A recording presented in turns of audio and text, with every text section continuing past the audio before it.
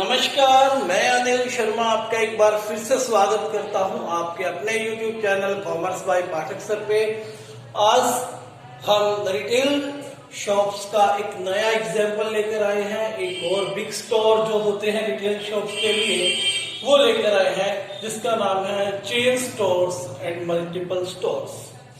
इससे पहले हम इस टॉपिक को स्टार्ट करें, आपके मन में हम आइडेंटिटी बना देते हैं कुछ एग्जाम्पल से। ठीक है, आपने सबसे पसंदीदा बर्गर मैकडोनल्ड का जो खाया है वो इसी का एक example.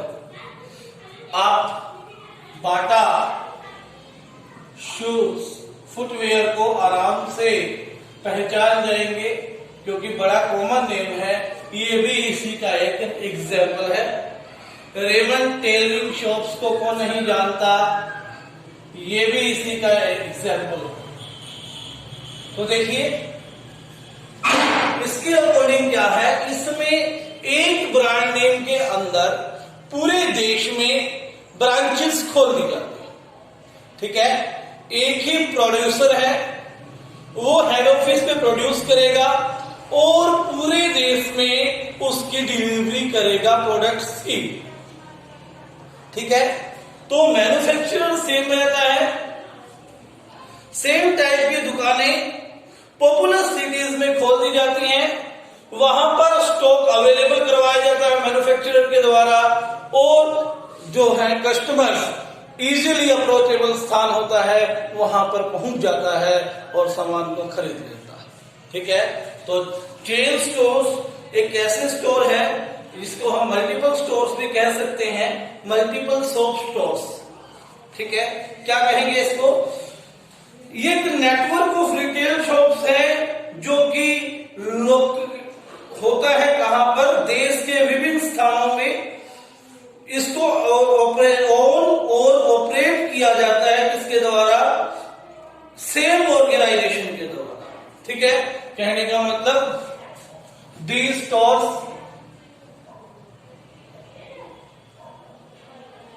or shops are managed and controlled by the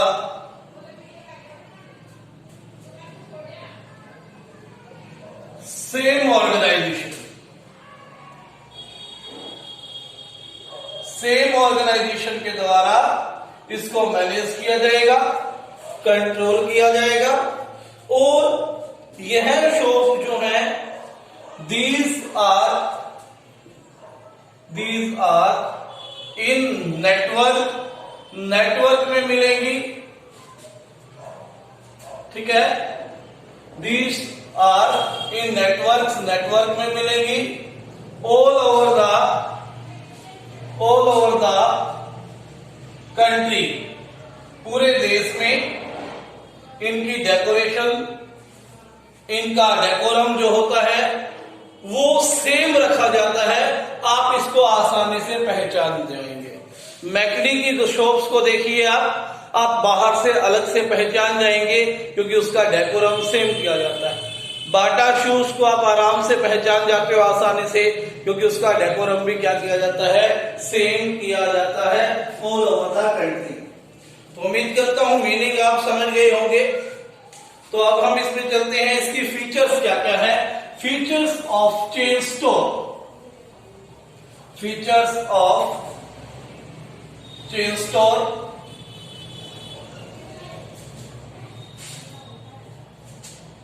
features of chain store. Chain stores की फीचर्स क्या क्या है, किन्हें हम चेन स्टोर्स कहेंगे।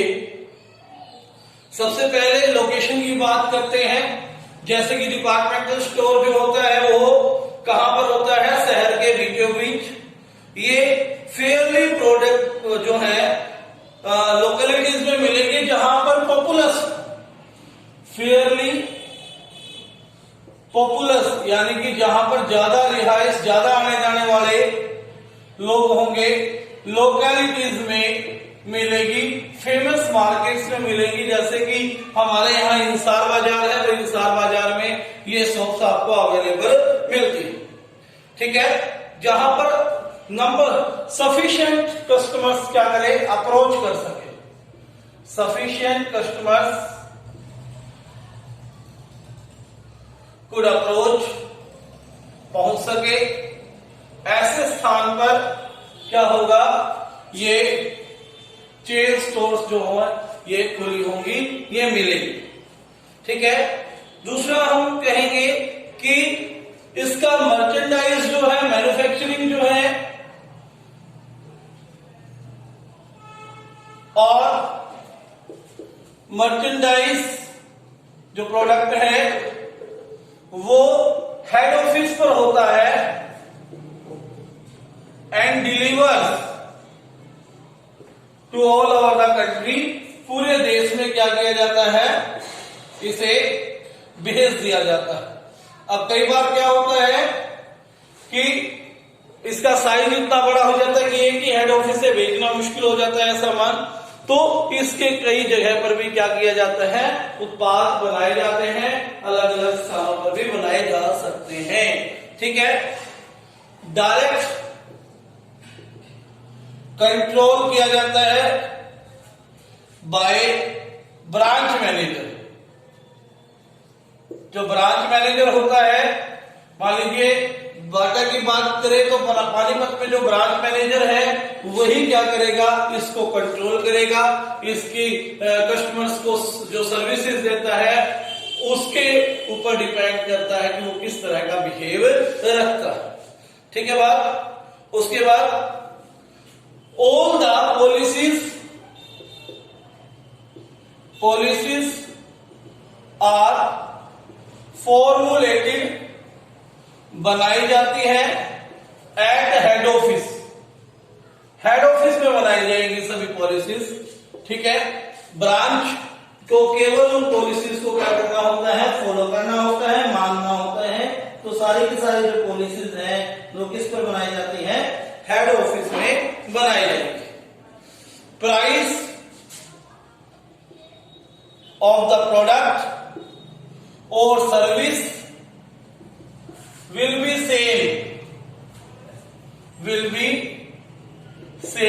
सेम रहेगा एवरीवेयर, हर जगह। प्राइस जो है प्रोडक्ट का आपको सेम मिलने वाला है, तो पूरी कंट्री में इसमें किसी भी तरह के प्राइसेस में जो है फ्लेक्सिबिलिटी नहीं मिलेगी, एक जैसा ही मिलेगा। ओनली कैश शेयर करेंगे, ये उधार सेल नहीं करते, किसी भी तरह की उधार नहीं करते, तो ये सिर्फ और सिर्फ कैश में डील करते हैं। Branch manager daily cash report जो है, डेली सेल रिपोर्ट जो है हेड ऑफिस को पहुंचाता है। ठीक है, chain stores have same decorum, chain store का सेम डेकोरम है, एक जैसा डेकोरम है ऑल ओवर द कंट्री, जैसा कि मैंने बताया था। तो ये आपको हमने 7-8 जो है इसकी फीचर्स बताई कि ये भीड़ भाड़ वाले क्षेत्र में होगा जहां पर कस्टमर आसानी से पहुंच सके। मैन्युफैक्चरिंग और मर्चेंडाइज जो है हेड ऑफिस पर होती है, डिलीवर करती है फिर बाद जो से all over the country. Direct control किया जाता है ब्रांच मैनेजर्स के द्वारा, पॉलिसी बनाई जाती है हेड ऑफिस से और फॉर्मुलेट की जाती है ब्रांच मैनेजर्स के द्वारा। प्राइसेस जो सर्विस और प्रोडक्ट का है वो सेम रहेगा पूरी कंट्री में, केवल कैश सेल होती है और चेन स्टोर्स का डेकोरम हर जगह आपको सेम मिलने वाला है, यानी कि उसको देखकर ही आप पहचान लोगे कि ये जो है चेन स्टोर है। ठीक है बात, ये थी आपकी features of chain store. Next जो अब हम करने वाले हैं वो है advantages of chain store shops. Advantages of chain stores. Chain stores के क्या फायदे हैं ये हमने अभी इसमें नेक्स्ट टॉपिक में करना है। सबसे बड़ा फायदा, क्योंकि पूरे देश के लिए बनाते हो, बहुत ज्यादा प्रोडक्ट बनाने पड़ते हैं आपको। इकोनॉमीज ऑफ स्केल आपको यहां भी मिलेंगे, ठीक है। आपको बहुत सारा सामान, रॉ मटेरियल खरीदना होगा, आप ज्यादा क्वांटिटी में प्रोडक्ट बनाते हो, इसलिए आपको इकोनॉमीज ऑफ स्केल यहां से इस स्टोर से मिलते हैं, ठीक है। इकोनॉमीज ऑफ स्केल का मतलब है जब आप ज्यादा मात्रा में खरीदो तो आपको पर यूनिट कॉस्ट जो है सस्ती पड़ती है, यही इकोनॉमीज ऑफ स्केल है। उसके बाद मैन्युफैक्चरर डायरेक्ट सेल करता है कस्टमर को, इसीलिए एलिमिनेशन हो जाता है किसका, मिडल मैन का। जो बिचौलिए हैं, आपके होलसेलर है, रिटेलर है, वो इसमें कोई फंडा नहीं है, खुद मैन्युफैक्चरर ही पूरे देश में क्या करवाता है, अपने चेन स्टोर्स के थ्रू सप्लाई करवाता है। तीसरा लो कॉस्ट, जैसा कि हमने कहा इकोनॉमीज ऑफ स्केल है, तो यहां पर प्रोडक्ट की कॉस्ट क्या रहेगी, कम रहेगी, क्योंकि ना वो मिडलमैन है, परचेजिंग बल्क पर है, तो इसकी कॉस्ट जो है प्रोडक्ट की वो कम रहेगी। चौथा फायदा, सबसे बड़ा फायदा है no bad debts. No bad debts, क्योंकि अभी हमने पढ़ा केवल कैश सेल करते हैं, उधार सेल करते ही नहीं, तो बैड डेट्स भी यहां पर नहीं होते। आपकी एक शॉप पर सामान नहीं बिक रहा, प्रोडक्ट की सेल नहीं है, तो आप वहां से गुड्स को उठाइए, दूसरी ब्रांच पे भेज दीजिए, यानी कि ट्रांसफर ऑफ गुड्स भी यहां पर क्या है, पॉसिबल है। एक दुकान का लॉस हो रहा है तो उस दुकान के लॉस को जो है दूसरी दुकान का जो प्रॉफिट है वो पूरा कर देगा, इसलिए जो रिस्क है वो भी डिफ्यूज हो जाता है, उसका भी बंटवारा हो जाता है, ठीक है बात। उसके बाद बात करेंगे कि ये स्टोर्स यदि प्रॉफिट पर है तो अच्छी बात, अगर लॉस पे है तो फ्लेक्सिबिलिटी ही है, आप तुरंत क्या कर सकते हो, इसको बंद कर सकते हो, कोई ऐसी बात नहीं है, क्योंकि आपकी अपनी दुकान है, आपने खुद ही डिसीजन लेना है। उसके बाद यहीं पर हम कर लेते हैं limitations of chain store. Limitations of